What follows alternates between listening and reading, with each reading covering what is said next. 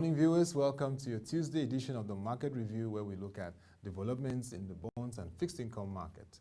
Today is September 22nd, 2020. Let's begin with what we'll be discussing today on our program.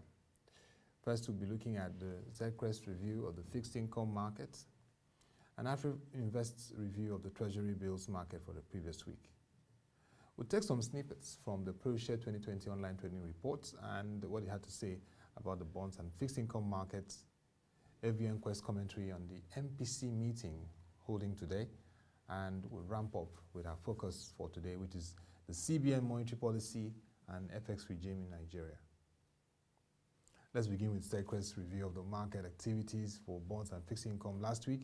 It was a quiet start to the week in the Federal Government of Nigeria bonds market as the market participants pinned their focus on the bi-monthly Monetary Policy Committee meeting, as well as the monthly Federal Government of Nigeria bond auction slated for this week. Despite a generally quiet session, still noted some pockets of the demands at the short.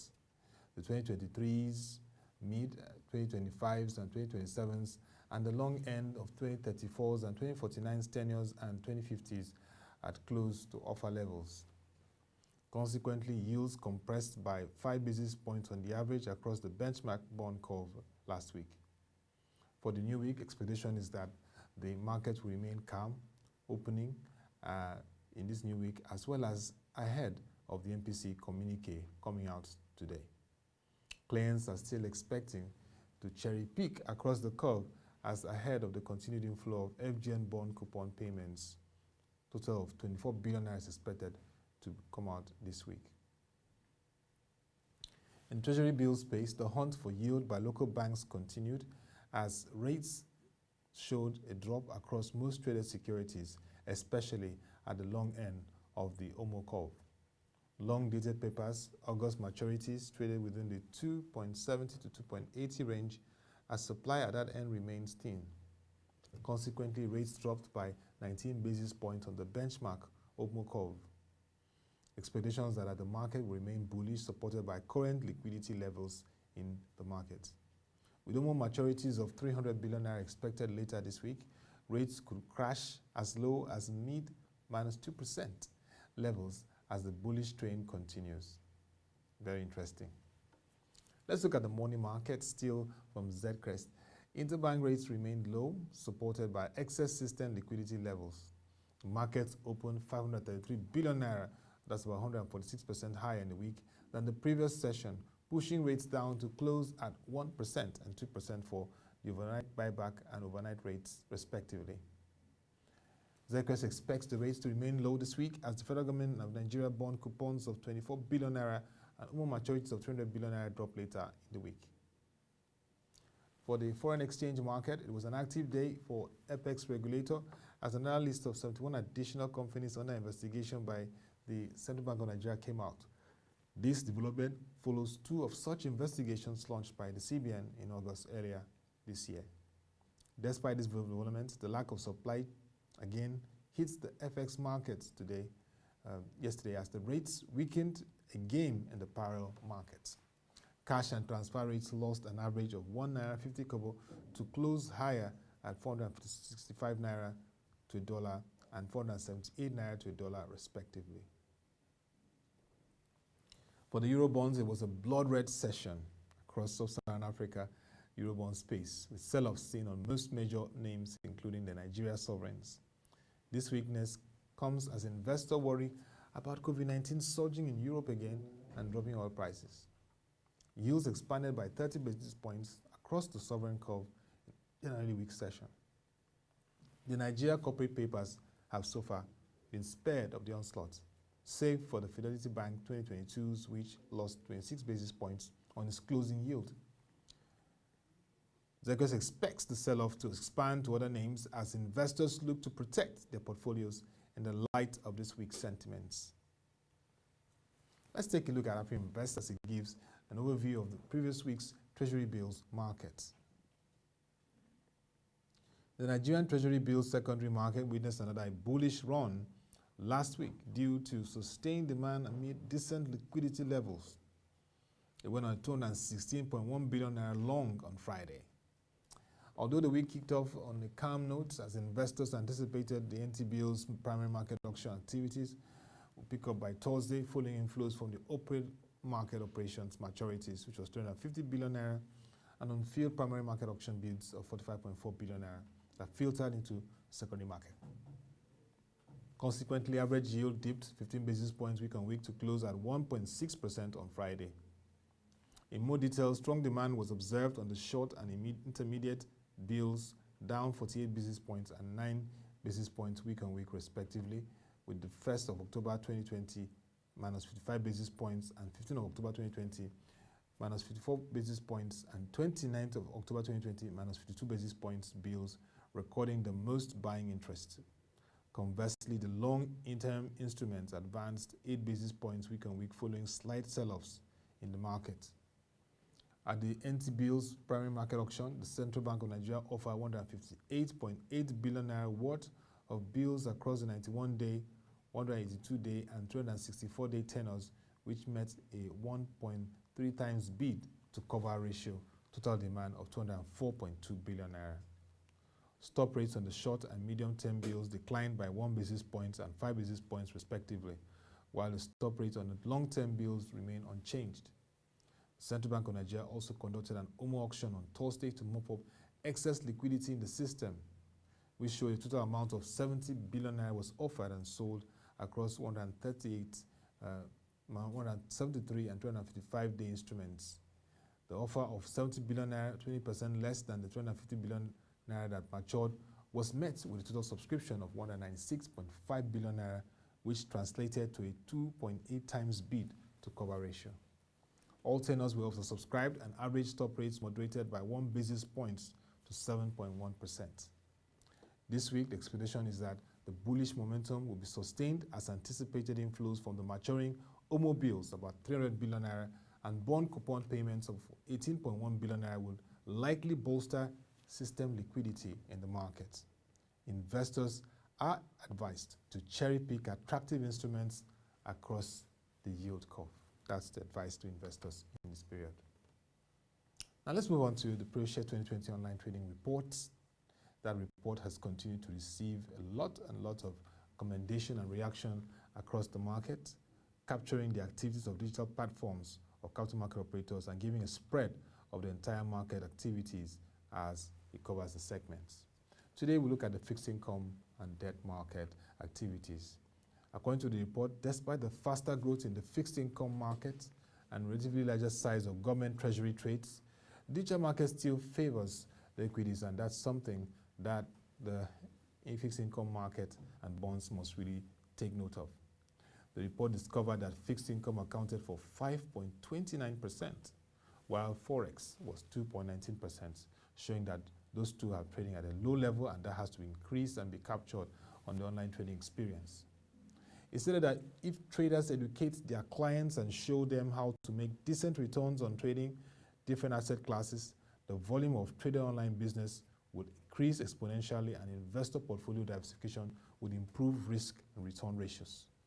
The online financial asset trading business appears constrained by lack of strategic effort at getting investors to migrate to digital mobile trading platforms. The problem appears to be a lack of capital market operators' friendliness with digital technology and constraining muscle memory that compels CMOs to revert to the comfortable and familiar. Fintech companies, according to report, are however shaking things up. The debt market has become the single most important market in the domestic financial system, but the equities remain relevant even if for the purpose of diversifying investor portfolios and providing an inbuilt pro-cyclical growth opportunity. Market trading activities in 2020 may have been affected by two contending factors moving in opposite directions. The slow growth in the economy, with real GDP rising by plus 1.87% in first quarter 2020, down from the year-end 2019 growth of plus 2.55%, combined with tumbling interest rates and supply chain disruptions in the United States of America and Europe, and the outlook for equities in the domestic market is mixed. Just to let our viewers know that the current growth rate of Nigeria, second quarter 2020, is minus 6.1%. The Nigerian equities market has had a difficult half year in 2020 through the debt market, even though the debt market has stayed buoyant as the federal government continues to finance a ballooning debt position, 28 trillion naira as of June 2020, through the commercial fixed income market to cover short-term fiscal obligations. The slow market dynamics for equities have led most CMOs to seek ways of muscling down operating costs and client management expenses by adopting technology and digital trading platforms. In the online digital trading report for 2020, the analysis showed that CMOs have become more aware of the pressures to build robust online platforms that communicate interactively with customers. The outbreak of the coronavirus pandemic in late 2019 has made the case for remote business interface compelling. The report notes that the fixed income securities market is the largest and possibly the most attractive segment of financial trades, with the government increasing activity in treasury bills and bonds markets to cope with the challenges of widening budget gaps. The market for public treasury instruments has grown phenomenally over the last decade, 2010 to 2020. While the Nigerian Stock Exchange market capitalization rose from 11.48 trillion naira in 2014 to 12.96 trillion naira in 2019, reflecting a 6-year growth of 12.9%, the bond market saw growth from 104 trillion naira in 2014 to 232.68 trillion naira in 2019, showing a much faster paced 6-year growth rate of plus 123.73%. That shows you how robust the fixed income market is and why it remains a market that can be leveraged and tapped into to boost the economy. Now let's go on to the D-Day. Today is the big day and the entire markets are watching the second day of the Monetary Policy Committee meeting for September 2020 of the Central Bank of Nigeria. The meeting is in progress now and they will be ramping up, and expect the Central Bank of Nigeria Governor, Mr. Godwin Emefiele, to issue statement on the decisions covering major indicators from monetary policy rates, liquidity ratio, asymmetrical corridor, and the cash reserve ratio. So let's first look at what FBN Quest is telling us about today's meeting. The Monetary Policy Committee meeting today, and it's the second day and final day. FBN Quest says his hunch is that it will again opt for an unchanged stance, which was his decision in July on a vote of 8-2. Headline inflation has continued to creep upwards over the past 2 months, and the committee's preferred mindset is a wait-and-see position. FBN Quest continues by saying that it should add that the pass-through from the policy rate to real economy is muted. It asks to justify further easing. You will look at falling back on the contracting economy and the fact that central banks almost everywhere are cutting rates. The headline rate of inflation has now passed 13% mark, having risen for 12 consecutive months. Food prices have been the main driver of the acceleration, but you cannot ignore the pickup in the core measure for a combination of the lockdown, exchange rate adjustments, and general social weakness. For some members of the committee, the fact that the headline rate is moving further ahead of the policy rate of 12.5%, not forgetting the reference range for inflation of between 6 and 9%, is a powerful reason to keep the rate on hold. FBN Quest says we should watch out for any changes to the CBN's thinking on growth this year. According to them, the personal statements following the MPC meeting in July, the in-house staff estimates then had a modest contraction of between -1.3% and -1.7% this year. Staff projections along these lines, which are far less toxic than those of the International Monetary Fund and the World Bank, militate against a rate cut. FBN Quest expects an update on the CBN's many credit interventions, which have multiplied within its response to the COVID-19 virus. It has set out the framework for 2 new credit facilities within the past week. The broader growth of lending to the private sector reached 24.4% year-on-year in July, thanks in good part to the Central Bank of Nigeria's tightening of the loan-to-deposit ratio for banks since July 2019. Now, this is among the most effective of Central Bank of Nigeria's policies in recent years, and further expansion in loan books. If it revealed that on today would again point to an unchanged stance. And also, it will be surprised if the communique has much to say about the foreign exchange. This is more the territory of the Central Bank of Nigeria, yes, and further, the CBN's thinking on FX is well documented. In May, the committee reminded the market that the maintenance of price stability was the CBN's primary mandate, yet nonetheless delivered a rate cut, 100 basis points.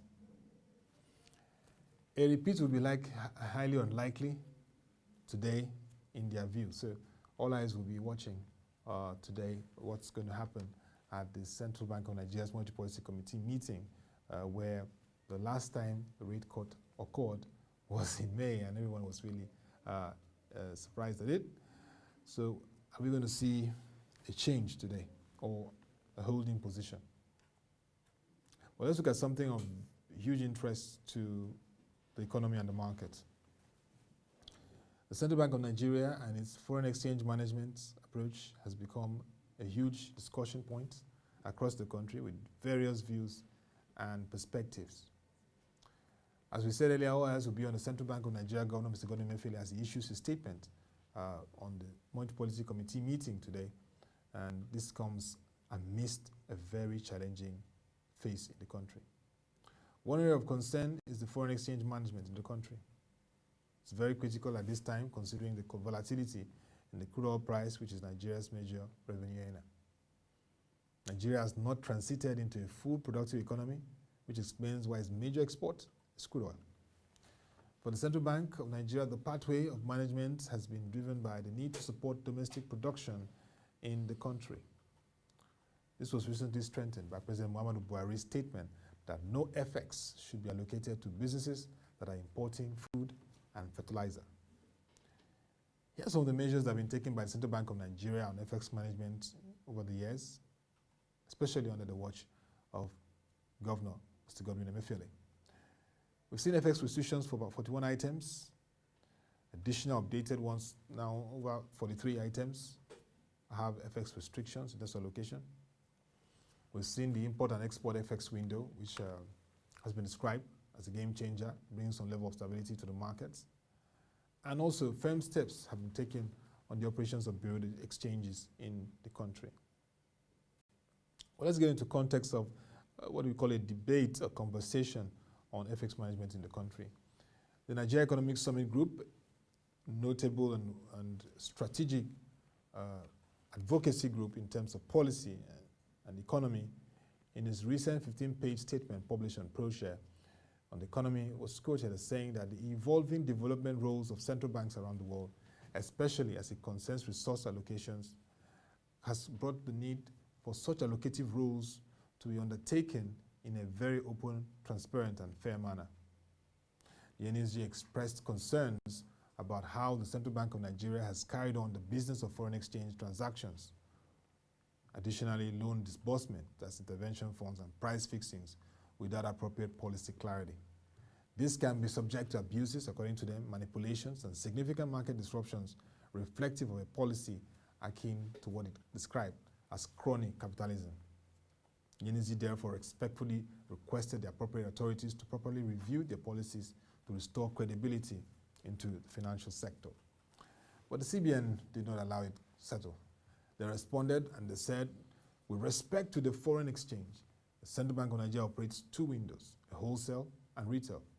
In the wholesale window, banks allocated Forex Weekly, which is meant to be allocated to their customers at their discretion, reflecting customer size and distributive efficiency for final sale to parents, paying school fees, patients settling medical bills abroad, small and medium enterprise traders importing small-scale inputs and raw materials, and general travelers for business and personal trips.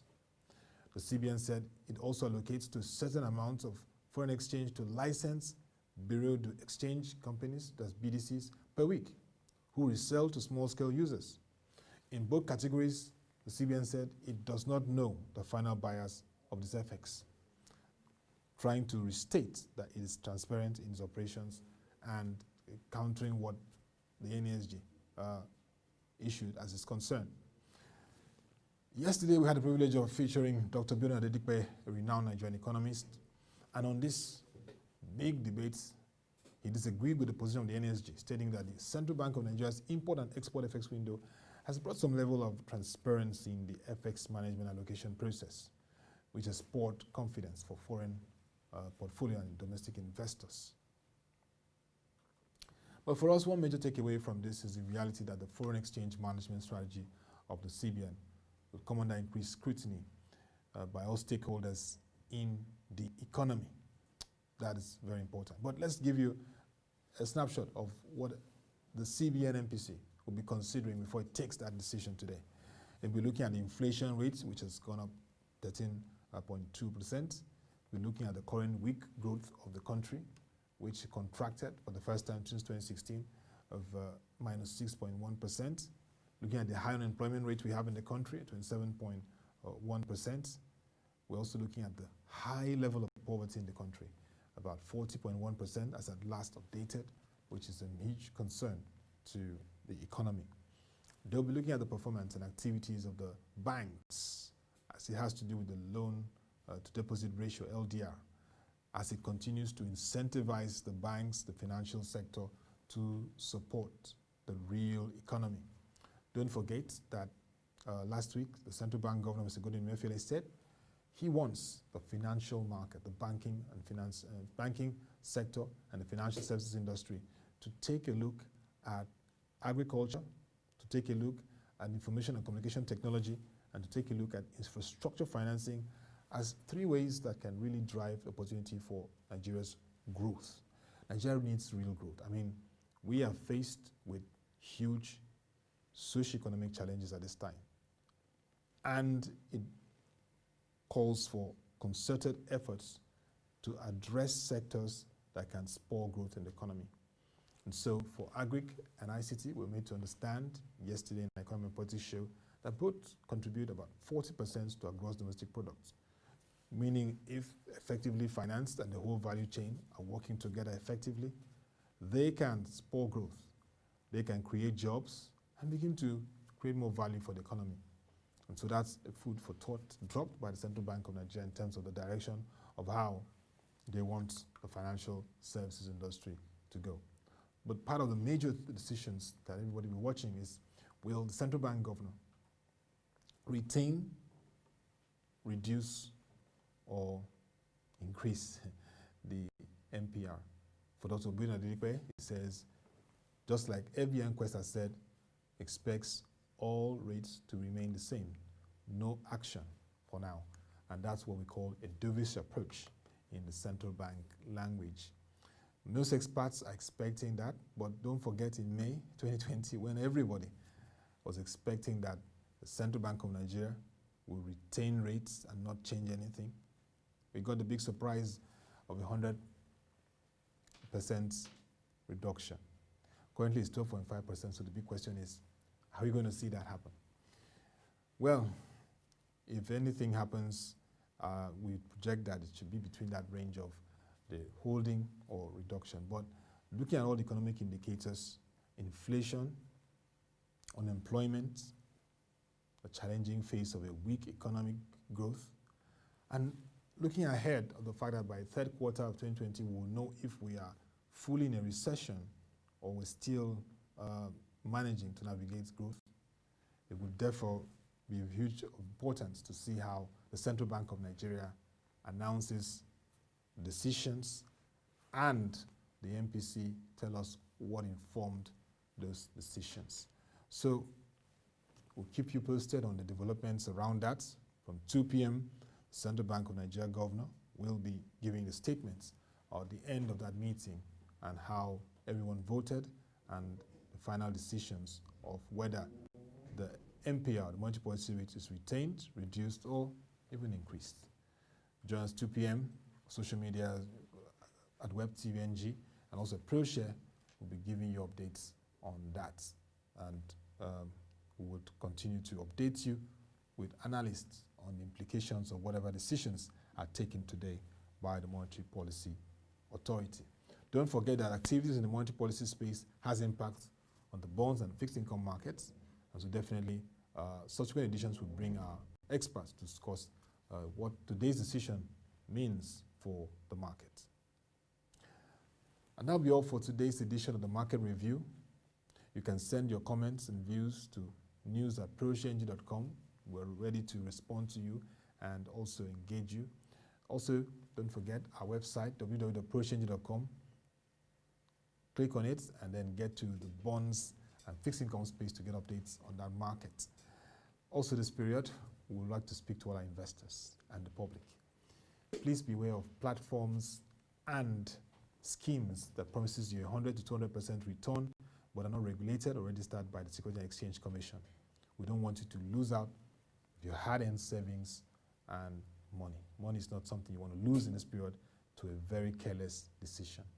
ProShare is here to always give you the incisive information, educate you and enlighten you on market developments and activities that will empower you to make the right investment decision. So we come your way again. Thank you for watching. Have a nice day, and let's make this happen again tomorrow, same time, 10 a.m. Stay safe.